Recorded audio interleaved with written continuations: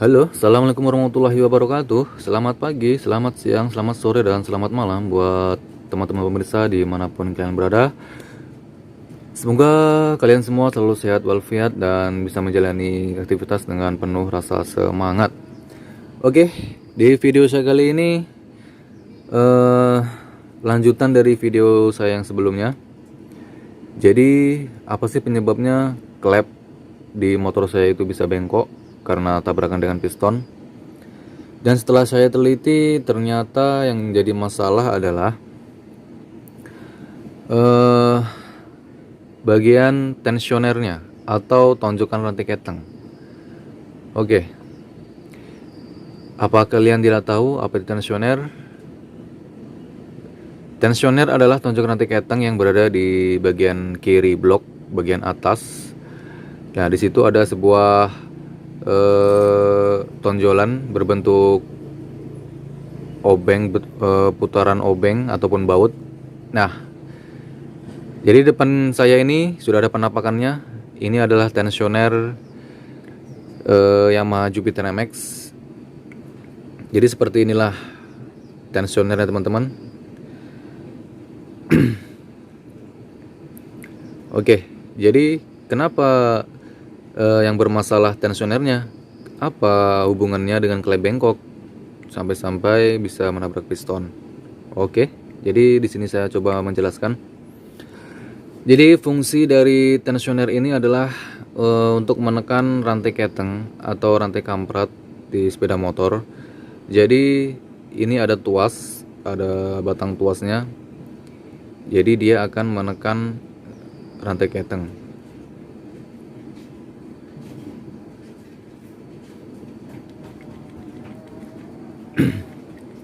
Oke, sampai di sini kalian paham?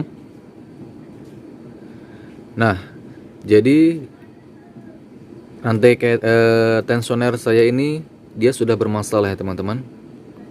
Masalahnya di mana, Mas? Nah, masalahnya adalah tensioner ini dia sudah tidak mau menonjok atau menekan secara otomatis. Oke.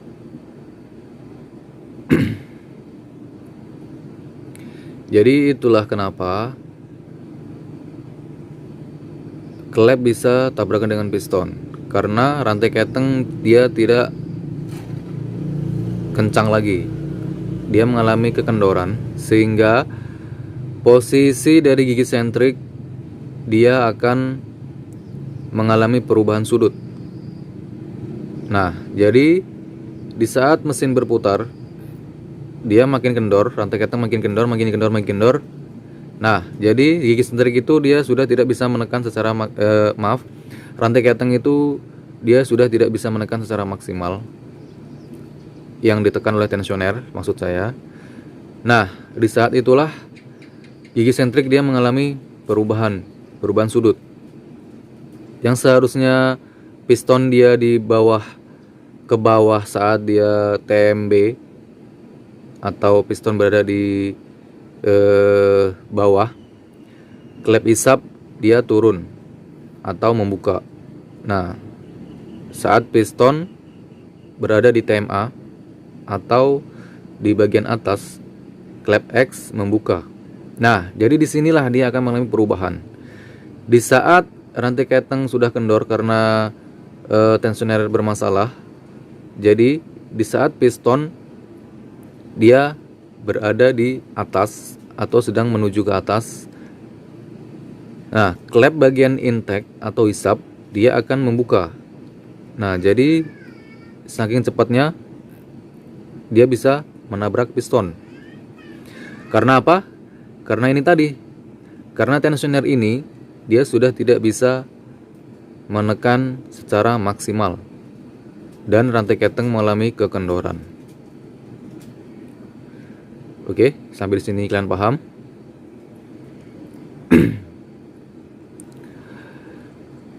Nah, jadi bagaimana cara mengetahui tensioner ini rusak, Mas? Caranya sangat mudah. Teman-teman. Kita buka penutupnya. Ini adalah sebuah karet penutup untuk obeng Jadi kita membukanya dari sini. Jadi bisa kita buka. Nah, jadi ini adalah sebuah karet atau penutupnya. Oke. Nah, di bagian dalam sana dia ada sebuah mata obeng min atau mata obeng pipih. Jadi di sana kita akan mengeceknya apakah tensioner ini bisa berfungsi dengan baik ataukah sudah rusak. Oke. Saya ambil obeng dulu. Nah, oke teman-teman. Jadi cara mengeceknya sangat mudah. Saat kita membuka rantai keteng ini, posisi rantai keteng, posisi tensioner saat dia berfungsi dengan baik, dia akan menekan panjang seperti ini. Oke. Dia akan menonjok rantai keteng atau menonjok lidah penekan rantai keteng, lidah tensioner. Nah, cara membukanya kita putar searah jarum jam atau ke kanan. Nah, otomatis dia akan memendek. Nah, memendek sampai pol. Oke, mentok. Ini sudah mentok ya. Jadi kita putar ke arah jarum jam atau ke arah kanan sampai mentok. Jadi dia akan memendek seperti ini.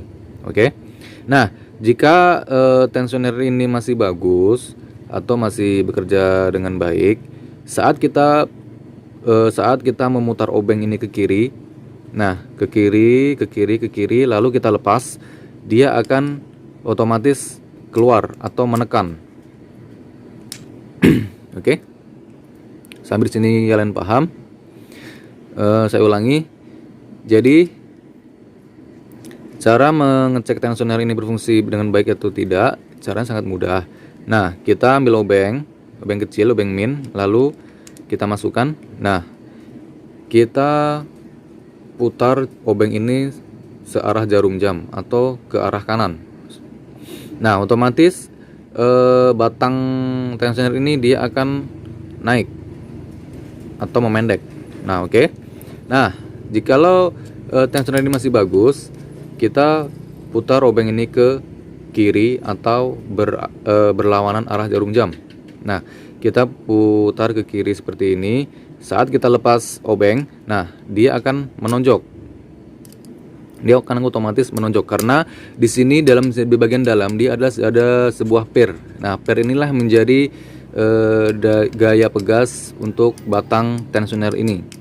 Oke, jadi di sini sudah ketahuan ya teman-teman apa masalahnya klep saya bisa bengkok karena menabrak piston. Jadi inilah permasalahannya karena tensioner ini dia sudah rusak, dia tidak bisa bekerja secara maksimal. Karena apa? Karena dia tidak bisa menonjok secara otomatis. Oke, sudah jelas teman-teman sampai di sini. Nah, jadi bagaimana Mas? Apakah bisa diakali ataupun harus ganti yang baru? Nah, jadi di sini saya coba menjelaskan. Ini bisa kita akali menjadi tensioner manual. Jadi dia tidak otomatis lagi. Dia tidak menggunakan per tapi menggunakan sebuah baut.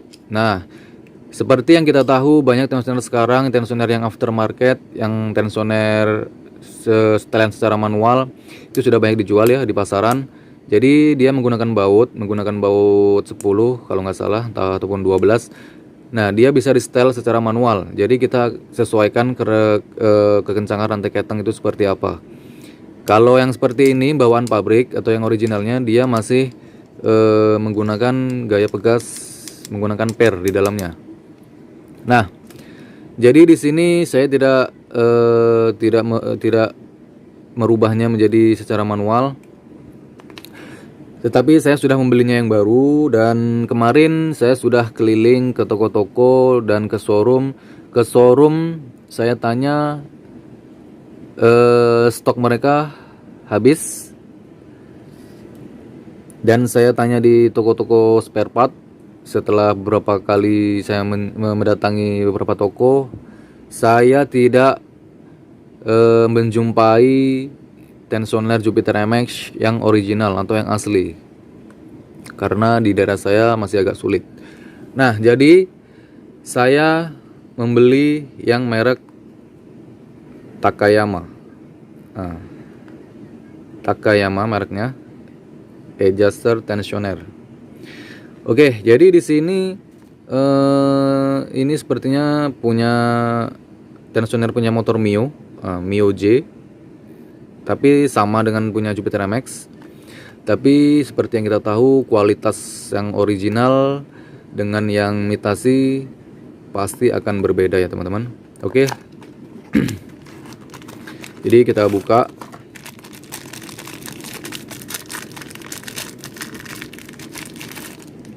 Nah, jadi inilah penampakan tensioner Takayama. Dia sama dengan yang asli bentuknya. Nah, dia sama dengan yang asli. Jadi ini tensioner yang KW atau yang imitasi. Nah, di sini kita bisa mengetahui tensioner manakah yang masih bisa bekerja dengan baik atau yang masih bagus. Oke, di sini ada sebuah pin penekan atau pengunci. Nah, di sini bisa kita tarik pinnya. Nah, lalu dia akan otomatis menekan. Nah, oke, sekarang kita coba putar dengan obeng ya teman-teman.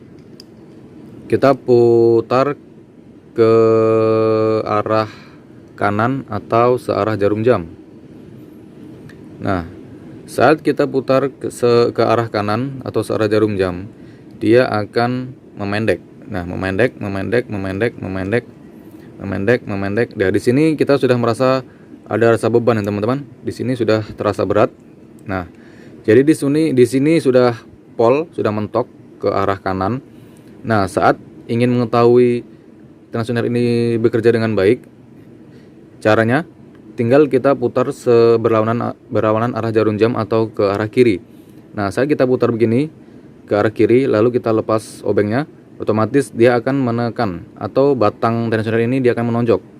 Nah, oke. Jadi di sini dia akan menonjok ya. Oke, sampai di sini kalian paham teman-teman?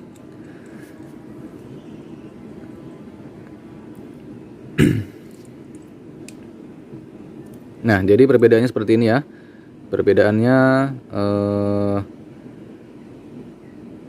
dia yang rusak dia sudah tidak mau menekan secara otomatis, sedangkan yang masih bagus dia bisa menekan secara otomatis.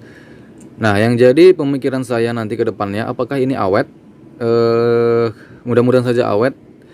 Semoga bisa bertahan beberapa bulan dan semoga saya bisa mendapatkan yang original, ataupun tidak ada yang original nanti saya akan mencari tensioner yang model manual atau yang racing. Oke? Bisa kalian lihat di sini perbedaannya. Untuk bentuknya sama.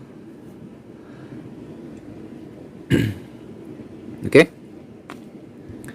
Nanti kita tinggal pasang di motor. Lalu kita pasang lagi penutup agar air tidak masuk ke dalam.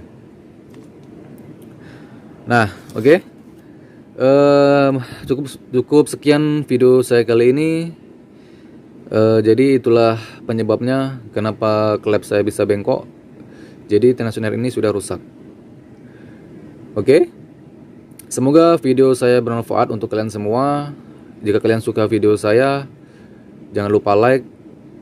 Dan jika ada pertanyaan yang ingin kalian tanyakan, silahkan kalian tanyakan di kolom komentar di bawah. Dan nantikan video-video saya selanjutnya untuk tips-tips dan tutorial di Yamaha Jupiter MX. Oke? Salam Jupiter MX. Wassalamualaikum warahmatullahi wabarakatuh. Gaspol. Bye-bye.